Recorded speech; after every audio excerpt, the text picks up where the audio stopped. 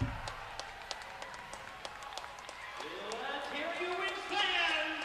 Make Hartford Arena rock!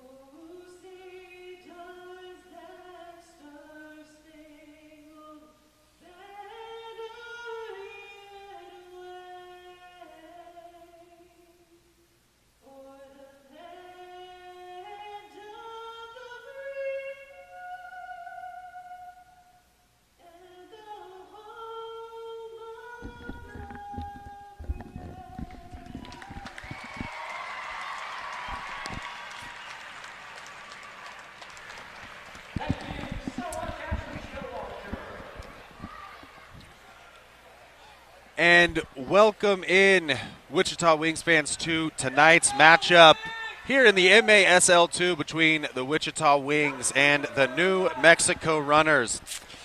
Some quick stats: the Runners are 3-1 this year, in second place in the Midwest Division, and the Wings just behind them at 3-2.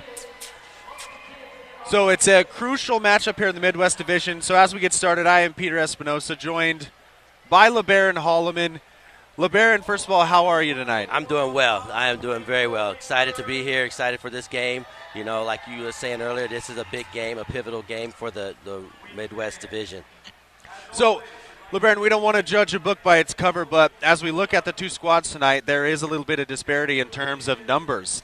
The New Mexico Runners have brought a little bit of a skeleton squad, and if you're the Wings and you look over there and see, wow, they didn't bring a lot of guys, what does that do to, and what does that change? What does that make Coach Downing's plan to come out and for the guys to execute? What's he going to tell them to do? I think, you know, what he should tell them to do, or what he would tell them to do, is come out early and put them under some pressure early, and then keep the ball, knock the ball, make them run around, and then by the time the fourth quarter runs around, if they've done those things well, then they should be able to have their way in the fourth quarter. As I mentioned earlier, the Runners are 3-1, second in the Midwest Division, so a very capable squad. Although their previous game, they traveled to Amarillo, who is top of the Midwest Division, and lost 21-12. So an incredibly high-scoring affair, LeBaron. And a score like that indicates kind of what we see tonight. Maybe they just don't have the best traveling squad, and that's a big score line. Right, 21-7 is a big score. And I was joking around earlier about that score. It's like in the old days when I was playing, we had the 3-point, 2-point goals, and I looked at that score and I thought maybe we reverted back to that or something. You know, I wouldn't mind that. Yeah, it was good. I enjoyed it. It made the games interesting, exciting. So as we get started here tonight, we'll get some starting lineups for the Wings. Starting in goal is Mauricio Vargas. In defense, Kevin Tenike, Taylor Henry. In the midfield, David Lucio, Colin Lauder, and then up top, the big man, Jared Robbins. Players to look out for tonight for the Runners are Murshad Ahmadi, 18 goals on the season, 2 assists.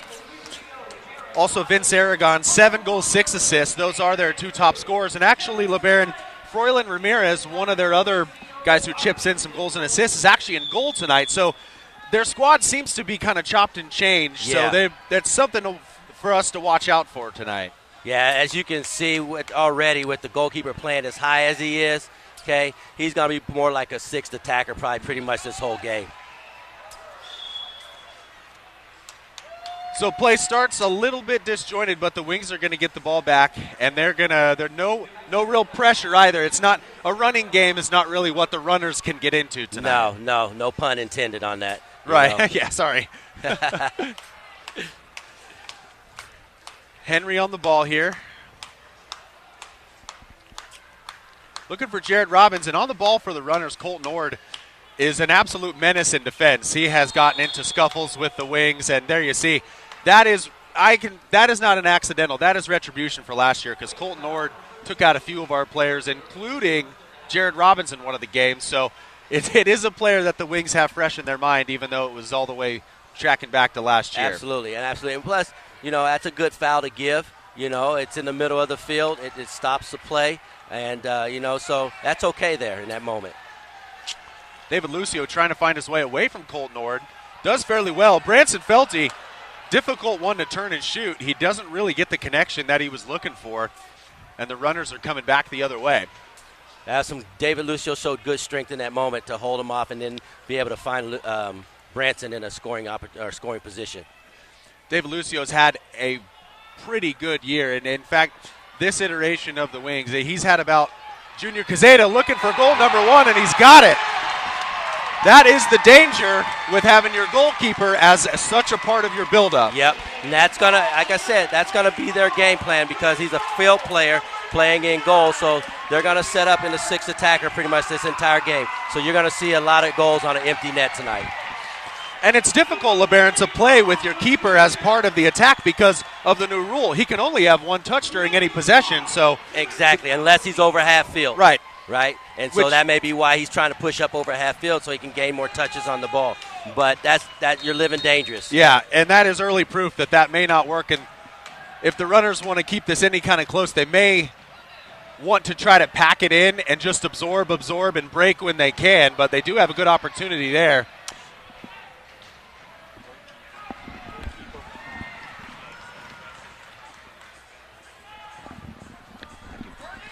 And LeBaron just got a note from our stat guys that starting keeper for the runners actually picked up an injury in pregame. That is why Froylan Ramirez is starting. Oh. So that does explain that their squad, there's already small squad, got a little bit smaller, and they don't have their starting goalkeeper in. So they are really kind of at a disadvantage here, and they'll really have to adjust to keep up with the Wings who are at full capacity with 14 field players. Yeah, tonight. they're at a huge disadvantage because that means with the numbers that they have, that means they're going to have to go in threes across the back where one guy has to stay on a double shift all the time.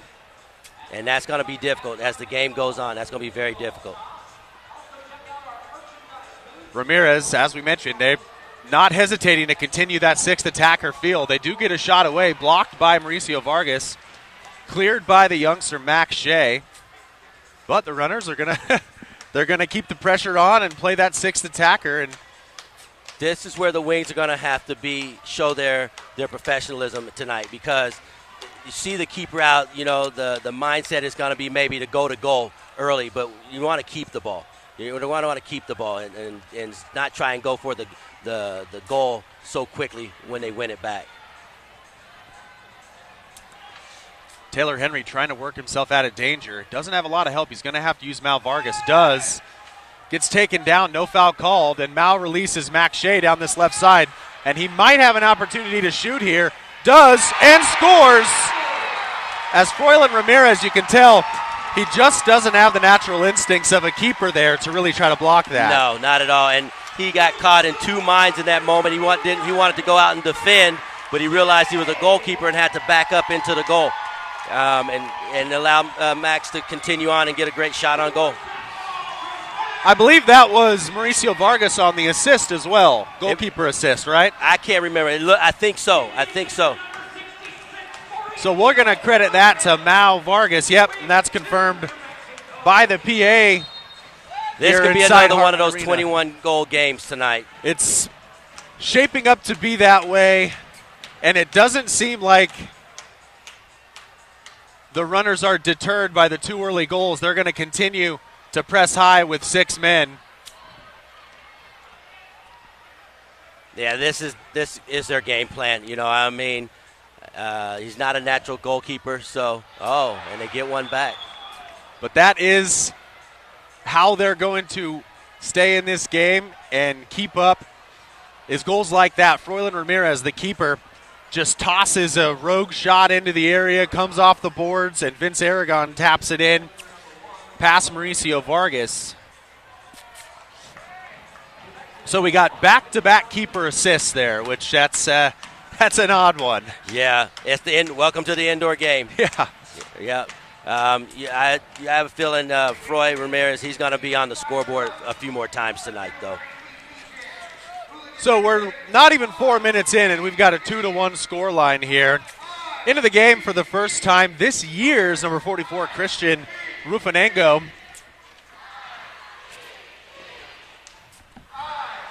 A 21-year-old from here in Wichita, because came out of Goddard High School and plays his college ball at Friends University. So we'll get a first look at Christian tonight. He's a guy Coach Downing told me he's actually got him on sets tonight because he's got such a good right foot. So we may see him take a few shots or goal, and we'll see what kind of power he's got, and hopefully he has a good first game here. Played a good bit of defense there to knock the ball away. Colton Horton, it's once again you've got Ramirez not even last man back in some situations, which is so unorthodox and odd to see in the indoor game. It is. Well, it's like we're in the last 2 minutes of the game, and they're a goal down trying to get back in the game. Once again, Rufinango with a good bit of intervention. He's going to get a quick sub, but that'll give him a little bit of confidence to have a few good defensive moments in his first shift. Right. A good run, get the laziness out of his legs a little bit, so it'll be good. Normally, you'd like to get a touch, like a genuine touch, just to get your feel, but still, that's good. Lucio's let loose by Colin Lauder. Run by Christian Lima. Backdoor to Christian Lima, now to Colin Lauder, but Froylan Ramirez makes his first save of the game, and it's a pretty crucial one. It was very unorthodox, too. It was like a blocked shot. He slid and blocked it. Almost an own goal as Froylan Ramirez is put under a ton of pressure, and we're going to get a foul. The runners are bailed out, but I don't know about that. I think Colin threw himself into the boards a little bit there to embellish that one. He duped the referees a little bit on that one. Not outside of his soccer personality as we've grown to know it. Shot wide. Colin Lauder picks it up. Off the boards to himself. Tries to clear. Still in a little bit of danger. This is also going to be the runners' MO too. Is they're not trying to build the game to get the ball down into the corners or get into the box, but they're shooting from distance, hoping for deflections or balls off the boards or anything. Scraps. Yeah. Right. But the Wings doing well to control the pace of the game when they do get the ball and are able to clear their lines. Daniel Sack in a lot of space. A lot of time to think. Tosses it into the corner for Branson Felty. And Froylan Ramirez is, it's a bit like Manuel Neuer. Yeah. He's early out of his box almost every time. It seems so dangerous. They called that the other way. No, they got it for us. Oh, okay. Free kick for us. Yeah, called it on Froy. Yeah. So Kevin Tenike over the ball, and there we see Christian Rufinango on the far side. Sorry, Peter. I'd like to ahead. see a left footer on this ball, though. The way it's set up, on like there, instead of Kevin taking it with his right foot, put a left footer on that ball because that way he can shoot or pass the ball. Taylor Henry with the shot, blocked by Ramirez. And, man, Ramirez going to get his only touch of this possession right there. And Kevin Tenike, smart play to win the ball back for the Wings. He's going to come get it and not use Mao just yet. Yeah, this was I already say the runner's player was getting ready to go pressure, and I was like, that's not smart. Yeah. They called him back, called him off of it. Yeah, they need to limit space as much as possible. And the Wings, he can keep finding Jarrett there, get runs off of him. They keep the ball like this is be good right now because force them to run. And like I said, they do that. Then later in the game, they're going to find themselves with more space on the ball and in an attacking third. Right. As the runner's legs tire, it'll get easier and more open for the Wings. Just be patient. Don't do anything dumb early on. Exactly. They're not going to win this game in the first quarter, right? This game will be won in the second half if they do things right. Like, this is good right now. Just keeping the ball, keep them running, okay? Jared's get some sub, changes, some subs in, get fresh legs on the field. Juan Zamora into the game. Looking for the ball, but he's picked up by Colton Nord. Tenike, though, now does find him. Colton Nord absolutely all over him. It's got to be a foul. Juan Zamora is one of those guys. Every time he draws a foul or gives a foul, we can't tell which way the ref's going to give it. He's such he's crafty with his arms and his limbs. Right, and to be fair, they both were holding in that moment. Juan had his arms hooked around him. Colton had his arms hooked up around him. But we'll take the foul. Ball sent across, knocked away well by the runners. Amadi now on the ball. Had just a look in a moment, maybe wanted to try to chip Mal Vargas, but instead he comes back the other way. Left-footed shot is high. Into the game for the first time tonight is Guy Oliveira, which we'll talk about after this quick break. We do have the media timeout, so we'll take that quick break and we'll be back on the other side of it. 2-1 here with 7 minutes, 16 seconds left. We'll be right back.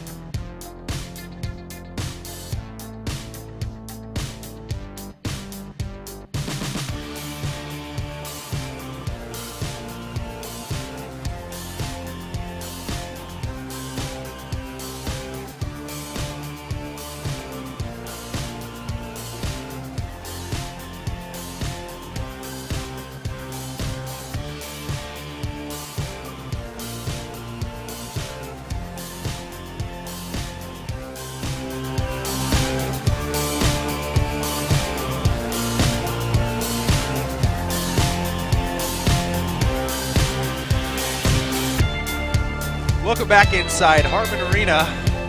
7:16 left to go in the first quarter. Wichita Wings 2, New Mexico Runners 1. It's been a kind of a predictable start to the first part of the first half. It's been kind of frantic. There's been 3 goals here. But like you said, LeBaron, this game is going to be won and lost in the second half as we see what kind of legs the Runners have with their short-handed squad tonight. Right. Yeah, I think Wichita needs to move the ball quicker, right? They're holding it too long. They're giving them time, but that doesn't mean you got to hold the ball. You know, like right here, Taylor wants to hold the ball. He needs to find somebody early and keep the ball moving. Colin Lauder finds some space in the middle, beats his man, and then he's surely fouled, and he is. Well, it should be a delay of game, yeah. We're going to get a warning for delay of game as Austin Snyder kicked the ball away, but we're going to get a free kick. Not a set piece here, really, but a free kick on top of the yellow line, and Daniel Sachs over the ball. Finds Jared, puts a strong foot on it, but gets double-teamed and can't wriggle out of that situation.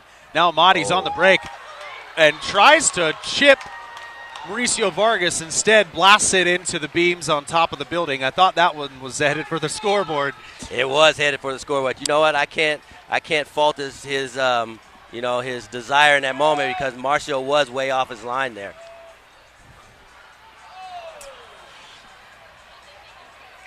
So as we resume here, the game hasn't found a lot of fluidity.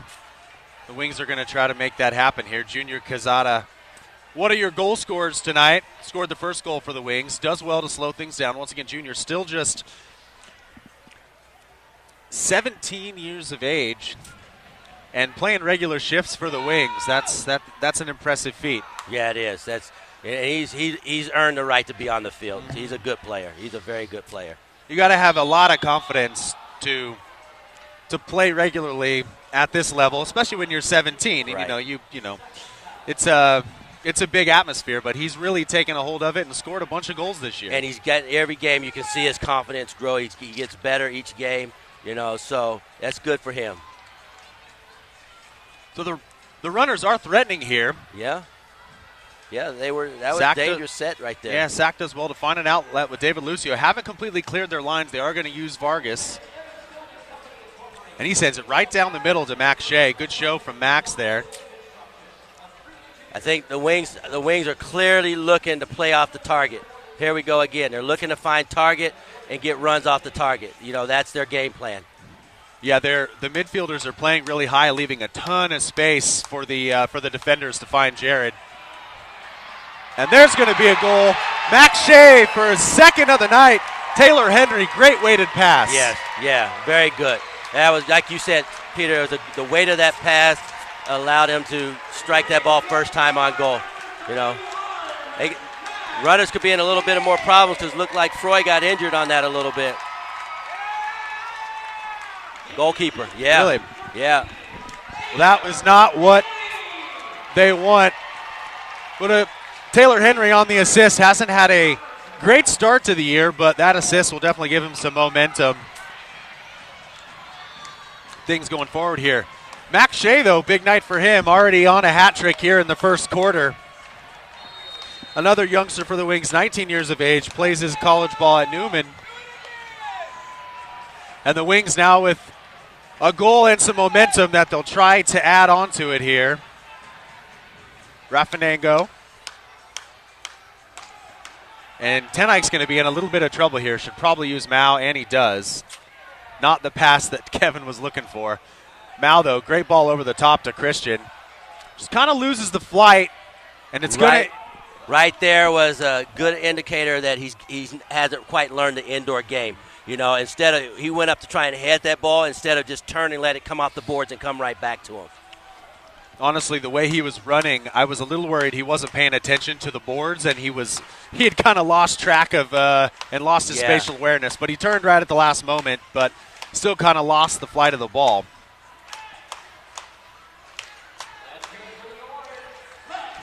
David Lucio now, one-on-one to Rafanengo. Now back to Lucio. Crowd picking up the intensity here, and that's got to be a foul. Lucio. Lucio did look like Lucio extended an arm here, but instead we're going to get a blue card. Yeah, that always was going to be a 2-minute penalty, though, because it was like he had like 3 bites of the cherry at him, you know, and finally, you know, it was enough was enough. Number 17, Terry Zamora with the blue card. And having to kill a penalty is not what you want with an already shortened squad as the Wings go up 5-4. Their penalty kill this year is 36%, the runners. So not a great penalty kill as the Wings almost score immediately through Ten Eyck. Colton Ord coming back the other way, trying to do something shorthanded here. He is double teamed, but he has made his way all the way down into the Wings' final third. The double team does work. And now the runners will track back. LeBaron, have you seen Colton Ord take a shift off yet? I was just getting ready to say, Colton Ord, he's going to be one tired man at the end of this game because he's played every minute of this game so far. Which is pretty impossible in this. I mean, you've got to be fit as a fiddle to run for 60 minutes in the indoor game. It's absolutely in the indoor game. You know, either fit or extremely frugal with your movement. Well put. But into the game on the power play for the Wings tonight is Guy Oliveira. He's just back from Brazil this week, so he's only had a few training sessions, so not fully fit.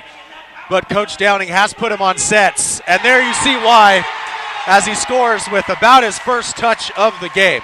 The Wings, if they get another power play, they'll score on every power play tonight because the runners just sagged off, dropped off, and allowed Guy to shoot from about 15 yards from goal. He had a ton of space to think about it. Yes. As you heard, the PA announcer, your captain, Kevin Ten Eyck, gets the assist, and Guy Oliveira, as I was saying, Guy's not going to be on a lot of normal shifts tonight just because he's not fully fit, only 3 sessions so far this year. But Coach Downing, we know he's a player. He's using him to his best ability where he can because Guy is a phenomenal technical player. Yeah, and as he showed right there, I mean, hard, low shot there with his left foot. You know, he's an exciting player.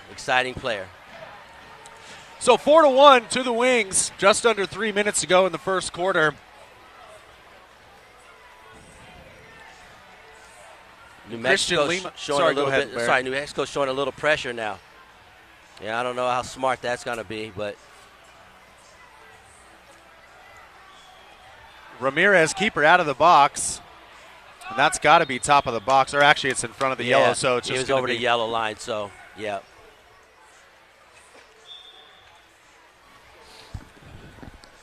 Junior over the ball. Back to Sack.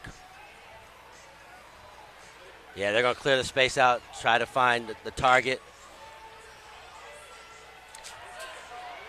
Max Shea does well to win. Oh, he had Junior in some space over there. He did. Junior. That's one of Junior's qualities. He can strike a great ball. Tough angle, or else it might have been a tougher save for Ramirez.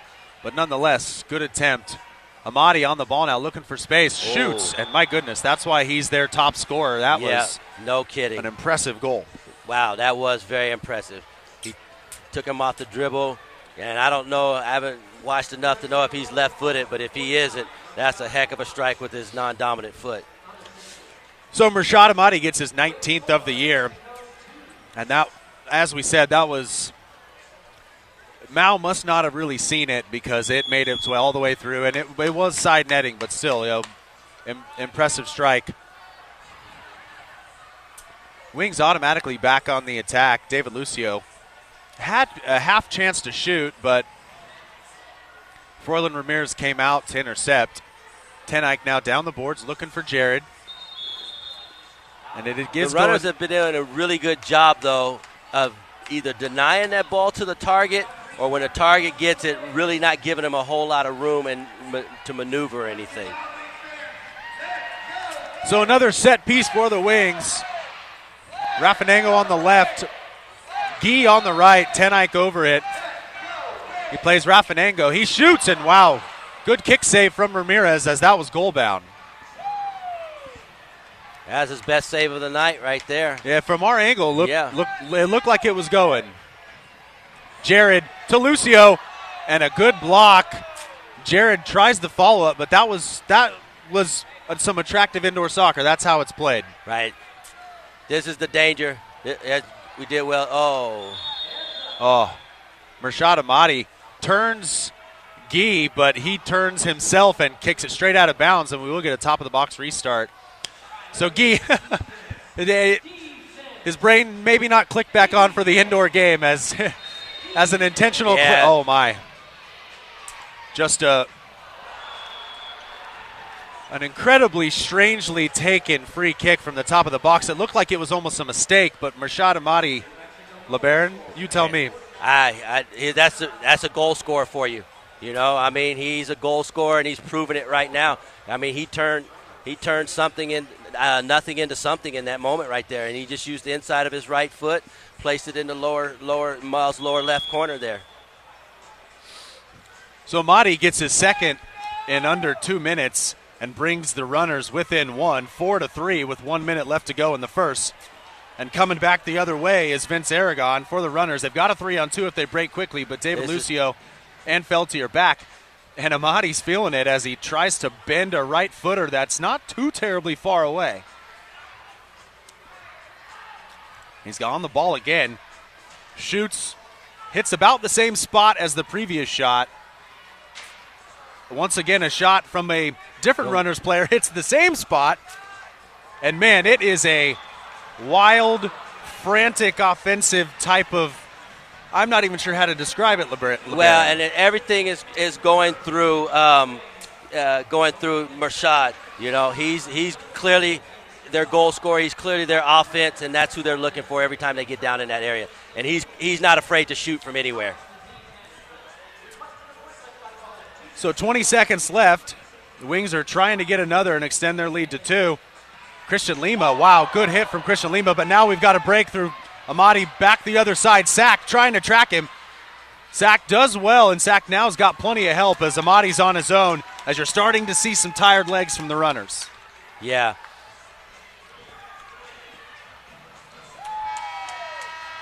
Yeah, the Wings are going to have to be careful because it looks like the runners are holding Mershad high all the time, and if the Wings continue to commit 3 and 4 into the attack, they're gonna allow that odd man rush coming back on them.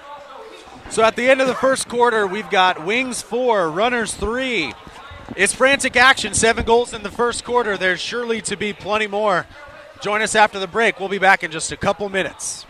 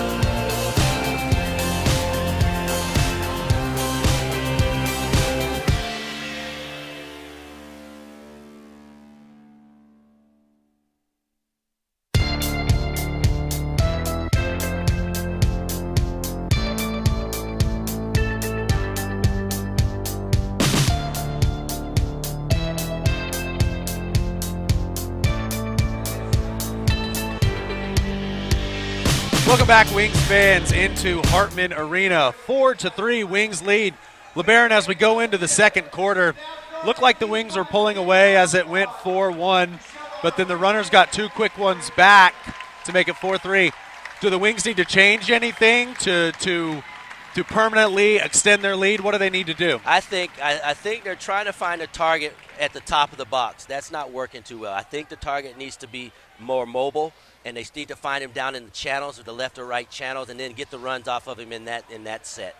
Because the runners have figured that out, and they're doing a good job of either denying that ball to the target or being tight enough to where he's not able to do much with it when he gets it. Target at the moment in the game is Branson Felty. So we'll see if the Wings will use him. They've kind of gone into a half-court set here, so playing him from the back is not. Although they do find him right here, guarded by Colt Nord. And he's got Junior Kazeta in a lot of space. Junior should shoot, does. Oh. And Ramirez kind of saw it at the last minute, it looked like, as he parried the shot, but that ball ricocheted off the post, too. Oh, okay. Good eyes, good eyes. Junior Kazeta, though, given that much space, that is a dangerous proposition because he will make you pay. Amati looking to take on Max Shea. Max Shea, great defense there on the danger man Amati. The Wings have to be careful. That's like the fourth time now where there's been slow to transition into defense when the ball's been played forward by the runners. So here's that ball into this target again, and see, they're able to collapse down on it and take away all the other options that we have. LeBaron, my question is, if they continue to kind of play Amati and just let him isolate his defender, there's not a lot of additional runners, attackers that are joining the attack. At what point do you start doubling him when you have no one to guard? Yeah, for sure. That's a great point. You know, you can double them. But if you watch, though, they do send a second player. Right now, they're still in that second player. But the question remains, will they be able to do that the whole game? I don't think so.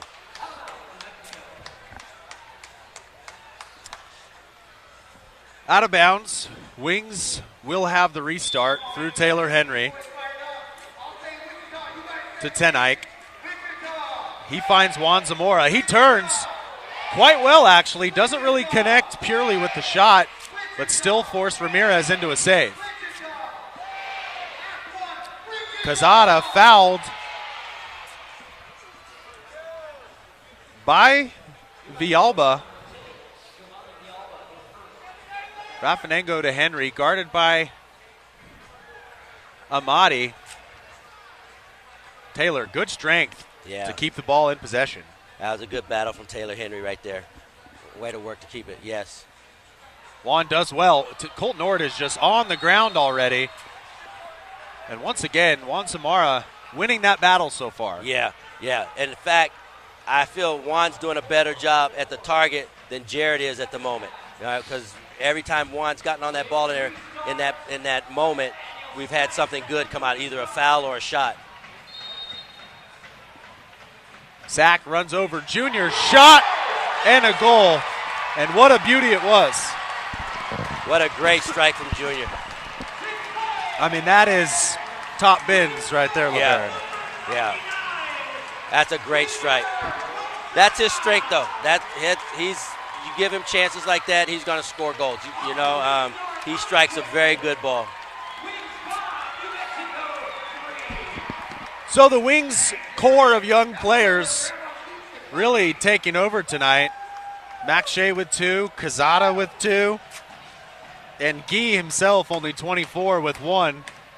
So the average age of the Wings dropping a little bit as some of the core players are getting up there in age. So it's good to see major contribution from some younger players. David Lucio now to his left, shoots. Good block, though, from Snyder, as I'm not sure if Ramirez was going to have it covered. Wings will get wholesale changes. I'm sure Ramirez wouldn't have had that covered. He's a defender. He's trying to play it like a defender. So Wings get their shots on target, they'll see a lot of good success. Tenike looking for Jared, but that just not there. And Gee does well to track back. And Mao with the mistake that these are the kind of options you don't want to give to a team that's short on players. Right. I mean, that's an unforced error, a very unforced error, and hopefully the Wings can defend it well. Top of the box, Amadi will take the free kick. If there's any doubt what's going to happen here, yeah. Wall does his job. Raffanengo putting some big pressure on Amadi. Lucio comes to help. Then Lucio gets hacked out, no foul. Good battle. Shot. Mao, good. But Murshad Amadi. Amadi with his hat trick. Yep.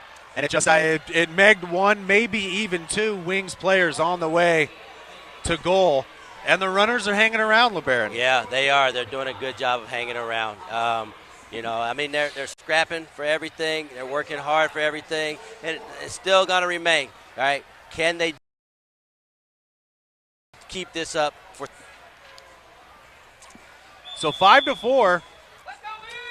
The Wings just cannot extend that lead beyond one with any sort of permanency.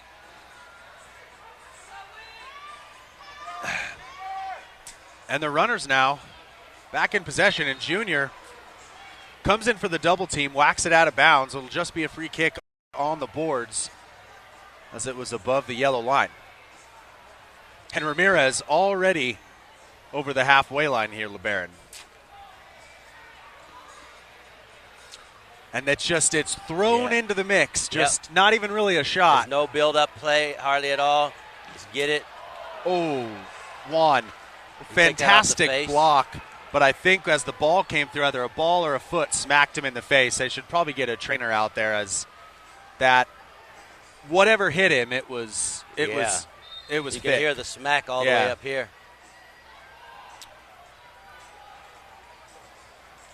Juan complaining to the ref a bit, looking, I don't think there was any malice or any foul in there anywhere, but obviously that hurt. He's going to get a sub as Jared Robbins comes into the game to relieve him. So the Wings defending.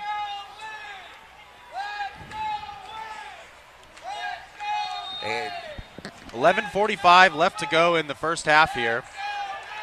Ramirez will shoot, and that was not far away. But a good clearance from Christian Lima. Almost finds Quezada on the break, and he was inches away from having really a pretty open goal for his hat trick. Must be a foul. Must be a blue, Yeah. Zach Estelle just bundled over Christian Lima, I believe that was. He's beneath the boards. I can't see him. Yeah. Anytime you come in strong like that near the boards, it's going to be a 2-minute penalty. Well, and it was very unnecessary because it was about to be a top-of-the-box restart. Exactly. But that's how they're going to play. That's how they're going to have to play, to keep themselves in the game. They're going to have to play, have a little bit of a physical nature to their game, and work hard. Christian Lima holding his left arm. Looks like he's in some pain. And the trainer, Serena Little, is going to be quite busy down there. She's already working on Juan Zamora's face. So we hope those two are good to continue. Wings will go on a power play. They did score on the first one through Guy Oliveira, and he's once again on this right side. They should score again too, because look how deep the runners sit.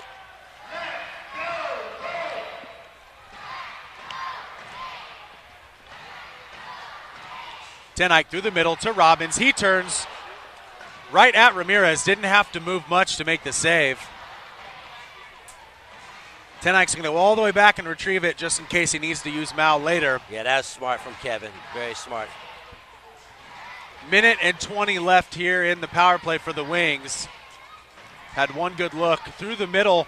Gee! Good movement from Colin Lauder to find, I think the initial look was for Jared, but it came all the way through, and Gee once again. Right. That's a good play, though. It started with Kevin, though, giving good direction to Colin to get a little deeper so he can bypass him with one pass, bypass the defensive pressure with one pass. So that's good work. So Guy Oliveira with 2 tonight, not running normal shifts, just on sets and power plays. But now he's on a hat trick. We've got 3 of them on hat tricks here. That just goes with Guy on, not playing much, and he's on a hat trick. It goes to show you the importance of set pieces and power plays and those sorts of things in the indoor game. One player we have not seen tonight, LeBaron, is a guy who would normally be taking those free kicks. There is Kieran Laking.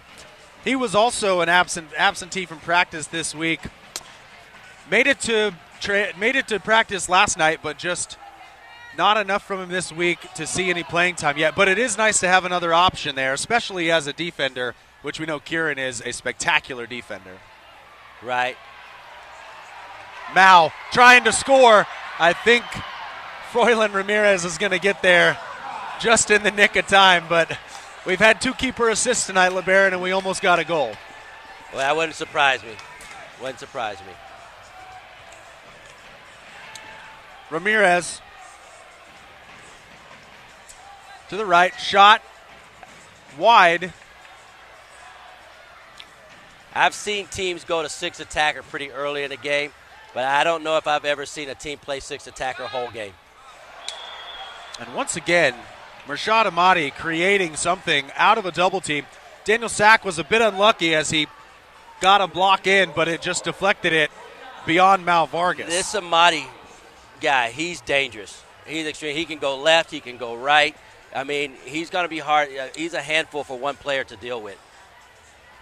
So whoever's defending him has to show him to where the help is, and then the help has to come over. You can't let him keep you in isolation because he's that good. And there were 2 Wings players in the vicinity, but the double team just didn't get there quick enough. No, as he found his way out of it. Yeah, it didn't get there quick enough, and then whoever was, I didn't know who was on him, but he needed to show him to the side where his help is. Oh, that's 2 minutes. That's going to be 2 minutes on Junior. Junior Quezada, I don't think he meant it, but that is a foot to the chest of Colt Nord. Yeah. If this is the outdoor game and that's studs, yeah, that's a different color card, I think. I think so, too. Junior, as you can tell, he didn't mean it. Right. He goes over to apologize. Right. And to be honest, Junior has to go in, a little strong there because Colton is. I mean, obviously you can't go lead with your foot that high in the air, so. Colt Nord may get his first break of the night here. Not sure if we've seen him leave yet, but he's going to take a breather after the foot to the chest. And the runners will go on their first power play opportunity. 33% on power plays for the year. And LeBaron, they've got a chance to tie it here. Wow. 6-6 with 9.5 to go here in the first. And there it is. That is a fantastic finish. Number 9, Zach Estelle, just really not even sure if he looked at the goal, just placed it. Wow. This game's not going how I thought it would go, Peter. I looked down there and I thought for sure this is a game that the Wings could handle pretty comfortably, but credit to the runners. Full credit to the runners for hanging in there and making a game out of this. Have the Wings made the runners, with no pun intended, have they extended the field enough and made them run enough? Because they look like they're fairly comfortable for only having 4 subs on the bench. Yeah, they haven't. They haven't moved the ball enough. They're trying to go target, all the time, instead of moving the ball, building the play up, and then you got this man on the ball, Ahmadi, who's extremely dangerous. Look at this. And there you're going to have another goal. Ahmadi breezes past Lauder, throws it back door, as I believe that's Austin Snyder. Let me check the number here. Actually, that's going to be Terry Zamora. If I'm Roger Downing, I'm furious with my team right now because we're wanting to do all the hard work getting forward to goal, but when it comes to defensive work, we're not doing that same amount of work to get back defensively, right? And that's why we're in the situation they're in right now. The runners have their first lead of the evening, 7-6. And the Wings are going to have to try something different. I think the first thing they have to do is they've got to be willing to put as much work in getting back as they can getting forward. You know, that has to be a starting point for them. David Lucio has a good shooting opportunity, blocked really well by Amadi. Henry tries to find Lucio but gives it away. Oh, and that's got to be a borderline blue, but it looks like the refs are going to let it go, as that was Estelle, the most recent goal scorer, who just kind of hacked Henry down. See, that ball needs to move. Look at Shea was wide open right there, right? They refused to give it to him. Estelle with another good piece of defensive play there, wins it back, and he sends Amadi, and he almost scores again as the double team once again just came a little too late. Kevin Tenike, in the twilight years of his career, you don't want that one-on-one matchup with the quick feet of Amadi. He needs some help. Not at all. Not at all. You definitely need help with Amadi. He's proven to be a handful tonight.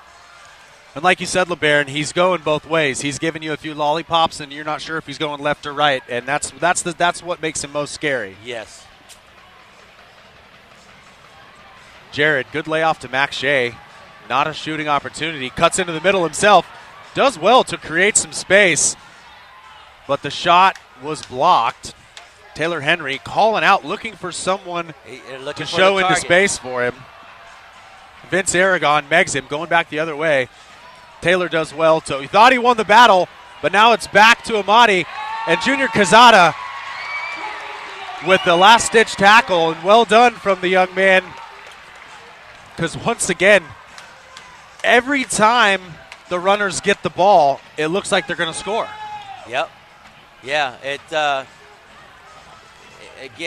that delayed transition from the wings, you know. And in that particular moment, it was just a 1v1. So, see, finding a target again, it's just not working. It's just not working. They need a new plan. Amadi got him. Tries to chip Mao. Mao with the fingertip save. Almost a bit of an embarrassing moment for Mao, as Amadi's scoring every which way tonight. But Mao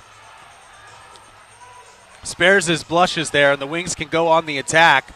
Looking for Juan Zamora. Juan turns well, tries to draw the foul, but Colton Ord. But we knew what Juan was doing there. He was dragging his feet back, making it look like Colton was tearing him down. That has got to be a foul on Ord. Oh, my. Juan. Yeah. You can see that if you watch the matchup all the time, Juan's always got a hold of him, right? He's initiating that contact. He's got me fooled, but the ref obviously saw the same thing you did, LeBaron. Crowd not happy, but no, they're not happy at all. Juan, good aerial strength to punch that ball out of the air.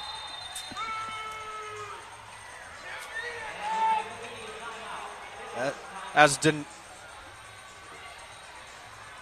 Pyrrhus Raffo, apologize if I've got that wrong, was challenging him. Well, LeBaron, the game is competitive, and it's turned out to be kind of an interesting watch, but the Wings will be none too happy about the way it has panned out after they look to be in control early. But we'll take a short break as we've got the media timeout here, so we'll be back in just a couple minutes to talk about how the Wings should close out this second quarter to go into the locker room with a little bit of momentum. We'll be back in just a couple of minutes.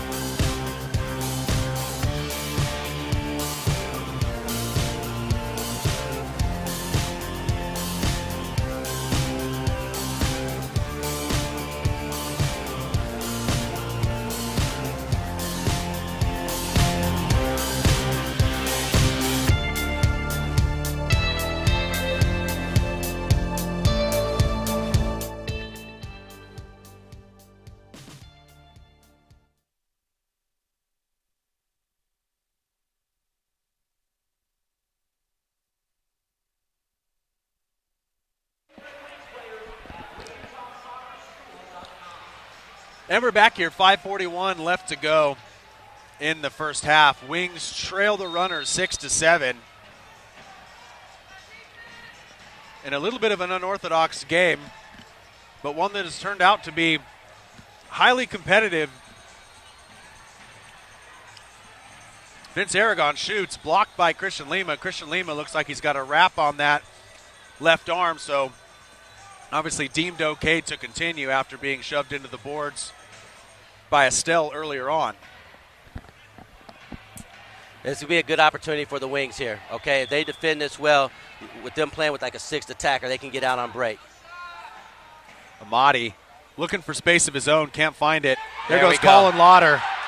Colin Lauder from midfield. There it is. And he will score. That is,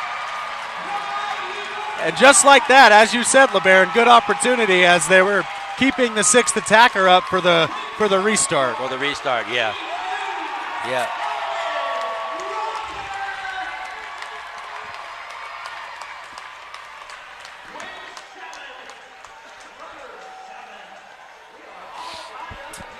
And right down here is Colin's wife and his children, so they enjoyed that very much.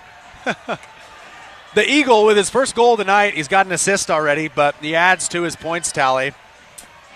The Wings looking to break again. Shea does well in a tough situation. Jared's got some space in the middle. This is what they have to do. This is good here. Jared can stay in here and be part of the buildup. He doesn't have to go set up down there, okay? This is good stuff here. Shea on a hat trick if he can find some shooting space. Instead, he's got Robbins. Robbins fighting off forward, needs some help. And, man, gets very lucky that Amati didn't see that as a second sooner, as he would have had about a one-on-one with Vargas.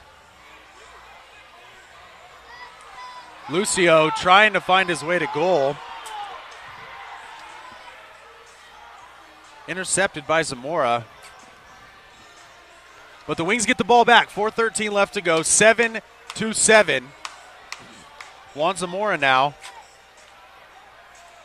Back in as the target. Not guarded by Ord. If he can find himself in a situation where he's not guarded by Ord, he may find some more luck when receiving that ball as the target. Yeah. Yeah, this is good here. Keep the ball moving. Keep playing it. Drive in. There we go. Find it here. Keep running them around. Right, this is what the Wings need to keep doing. Okay, see, there we go, trying to find target again. Kieran Laking now, as we talked about earlier, into the game for the first time.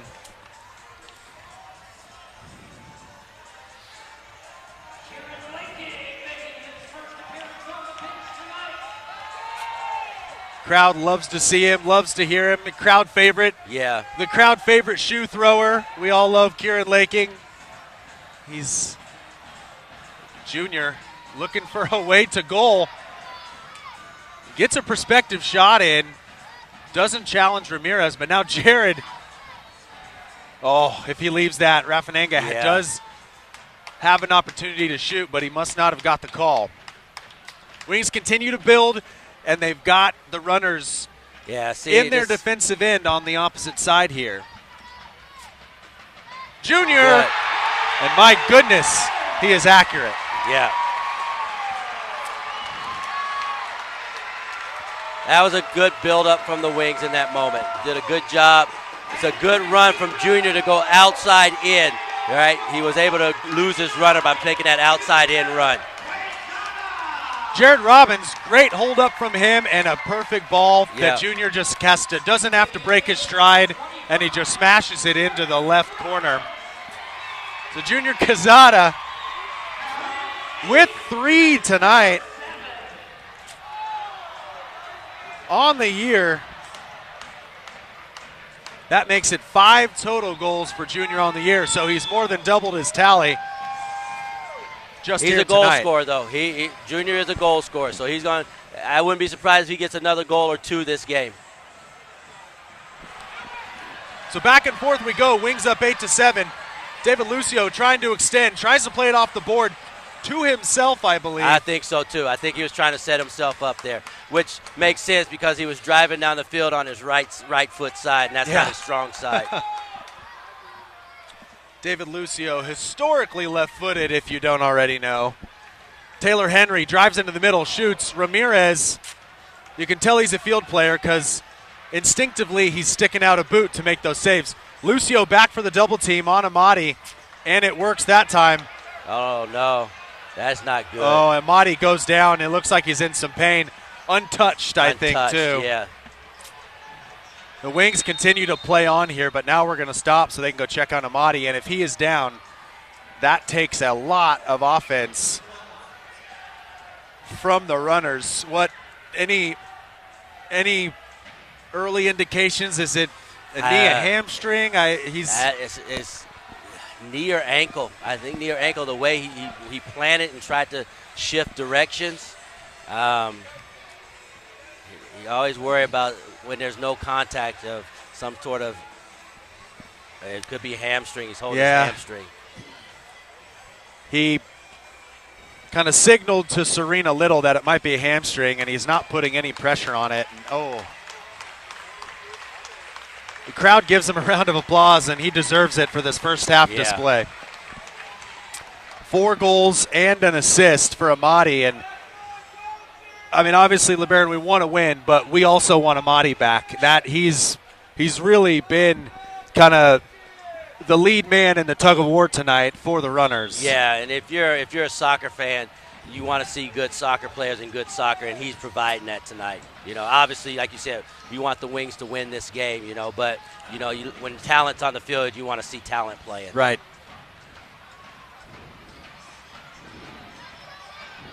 Ramirez once again out of his box. See, look here. And now this is that transition. So that was Pires Raffo. Instead of Amadi, not as effective on the attack, does force Mao into kind of an awkward save off the boards. And now Juan Zamora turns Colton Nordwell into the middle, looking for Max Shea, finds him, but a really good block by Zamora as we almost got our second hat trick of the night. Excuse me, third. Yeah. Because of Amadi. Zamora battered, and he is always in the middle of it. Always, every time. There's either a foul on him or he's getting fouled. One of the two is happening when he's involved around the ball. Zamora on the foul again. Tenike off the boards looking for David Lucio. Juan Zamora and Froylan Ramirez, not great positioning, but hey, we'll take it. That was a botched play that turned out golden for us that moment because they weren't sure who was supposed to be on the field for the free kick. Juan came off in a delayed reaction, and look what's at his feet, the ball, and he takes a great strike on goal. Well struck from Juan as he kept it low, kept it out of the vision field of Ramirez, who had kind of shifted to the left side of the goal and left the rest of it gaping for Juan. Juan taking his time here to kick the ball into the crowd. So we're under a minute, LeBaron. The Wings have now come back to take a 9-7 lead. A lot depends on the health of Amadi.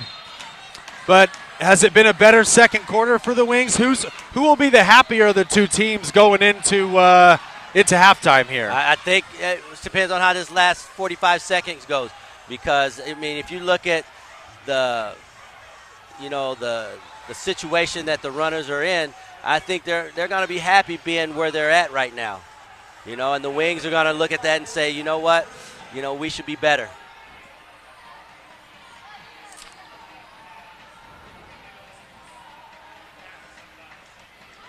.20 seconds left. Runners are going to try to hold the ball here and not let the Wings have it back before the end of the half. Cleared by Christian Lima.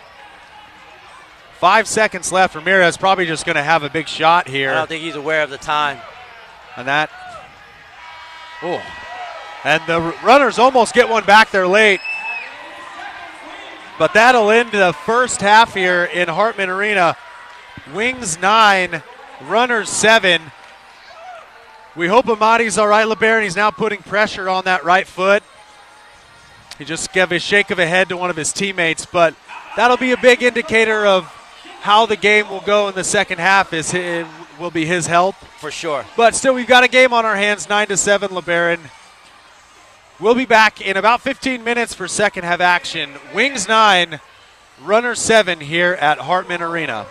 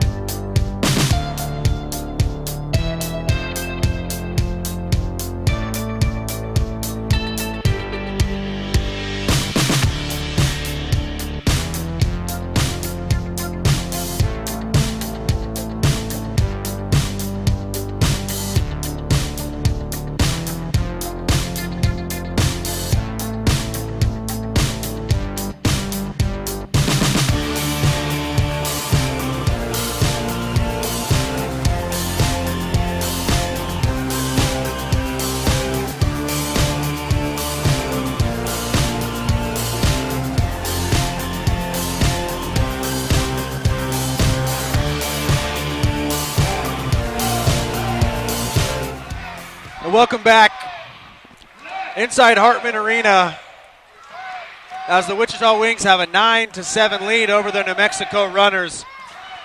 LeBaron, whether or not Amadi comes back, he is on the bench, or he's on the bench. Yeah, there he is. He is on the bench, but he's got an ice pack. He's got a therapy gun. Whether or not he comes back, how do the Wings need to approach this kind of unorthodox style that the Runners have shown tonight?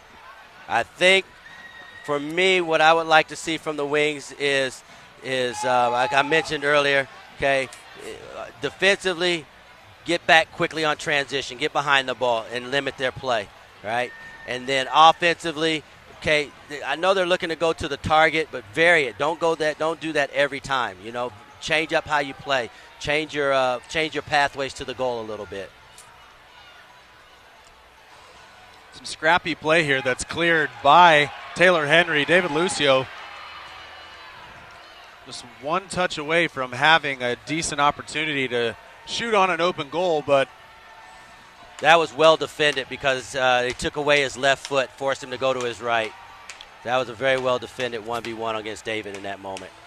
I'd have liked to have seen David earlier in his touch, though, when he was higher up on the field, come across the field so he's on his left foot.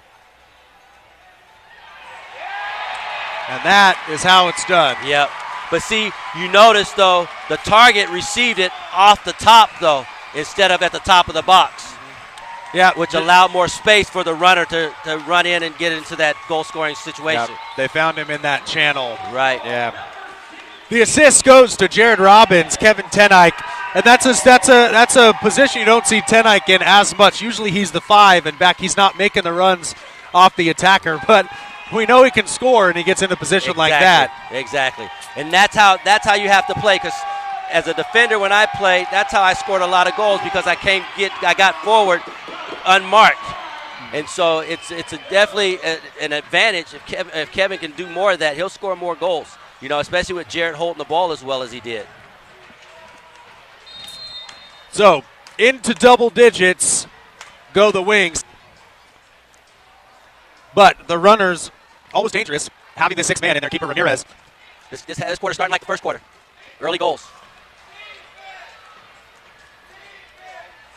Almost an opportunity. Junior needs to turn. Froylan Ramirez is way out of his box. I mean, playing as the sweeperest of keeper you've ever seen. Oh. And now I don't know about that. Daniel Sack takes down Vince Aragon, and he's going to see blue. That's not a 2-minute penalty for me. That's I don't know. That seems like a sympathy call for me. Daniel Sack will go to the sin bin, and the Wings will have to kill a penalty. Oh, my gosh. Looks like their coach has come into the game. Steve Famiglietti. Famiglietta into the game, number 3, as they're going to try to give a break to a few legs on the bench.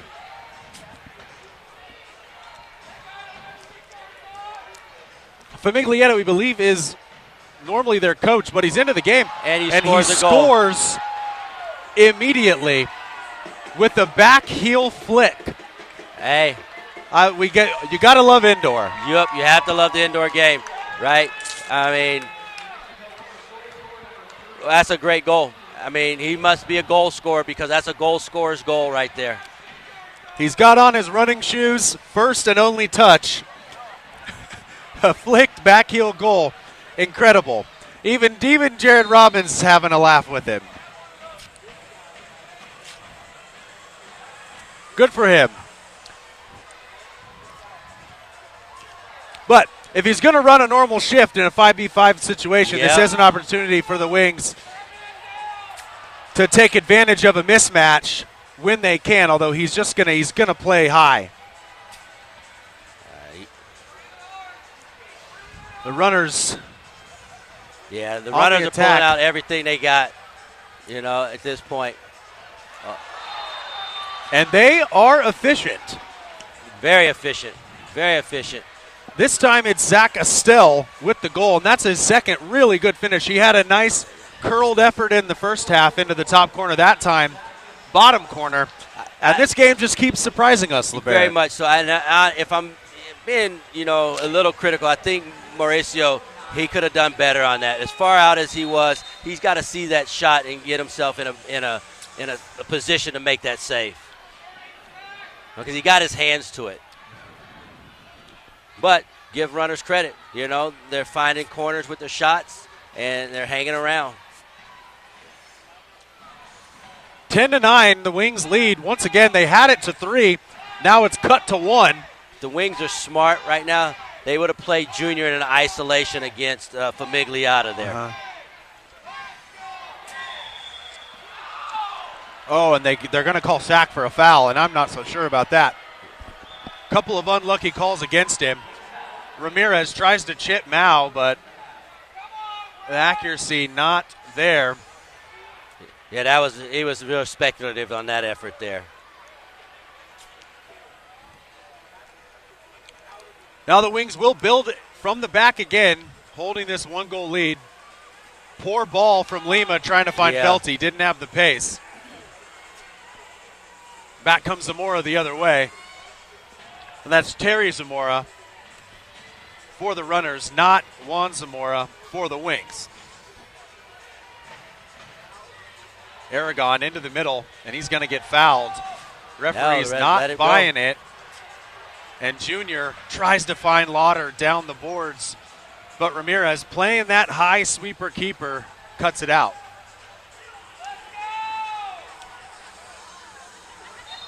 LeBaron, the more I watch this, having Ramirez as the 6th attacker, how difficult does it become for the Wings to pick up? And normally they want to go man-to-man, but when you can't do that ever because of an extra attacker, how do you adjust? You adjust. You set it up like you're playing against a 6th attacker. You build a house. 2 in the back, 2 up top, or 2 in the midfield area, and 1 up top. You build a house, and you just be patient. Be patient, and then and when you win the ball, everybody breaks.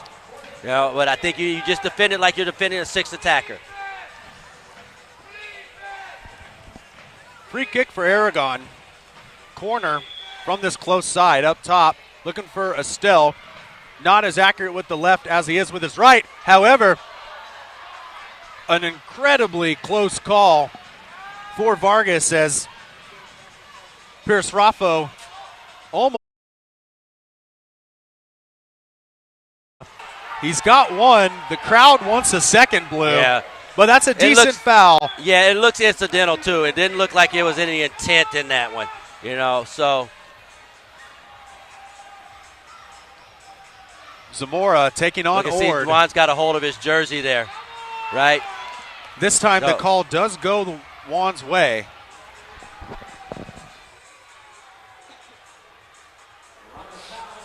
And the Wings will have a corner of their own on the far side here. Kevin Tenike will take. Zamora, Raffinango, Lucio, and Henry in the game. Tenike clips it across after the initial play doesn't come to fruition, and the Wings will hold here. They can get a sub. Zamora out, Robbins in. And here comes the pressure from the runners. I'm not sure if that's a smart tactic with them being limited, with limited number of players. But look, whatever they're doing, it's working. They don't need to, who am I to talk? Because they're hanging around in this game right now. Raffinango off the boards, takes a bad bounce off the top of the lower boards there rather than the glass, so it doesn't come off for a looming Jared Robbins as anticipated, and the runners come back the other way. Chris Ferrato in the middle for Ord. Looked like a high boot from Lucio, but he gets away with it.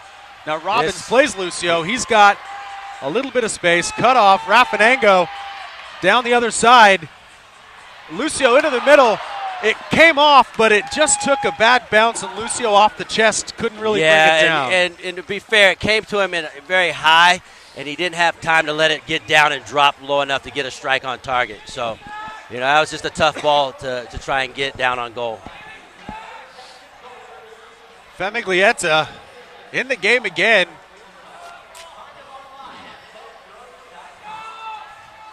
Branson Felty wins out for the Wings. Freeze Jr., he's got a one-on-one with Ord.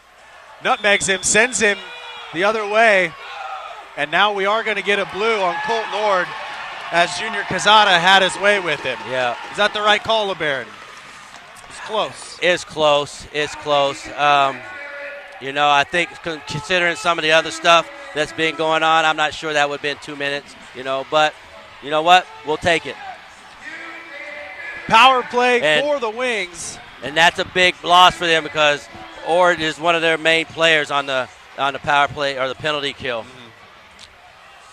Tenike, Lauder, Oliveira, Lucio, and Robbins in for the Wings. Wings have had 2 power plays tonight. They've scored on both through Guy Oliveira and his left foot. Looking for his hat trick, and he's going to get a shot at it right here. Ooh, and he doesn't hit it well. And it almost falls to Lucio, but it was hit so strangely, Lucio couldn't get it under his spell. Yeah, it had a wicked spin on it and spun away from him. Kevin's about sick of having to run back to retrieve these balls on the power play. I think at this point I'd probably let Mo get it. Yeah. And then just play from there. Because if it comes back to him, then it's most likely it's going to hit off of a New Mexico player.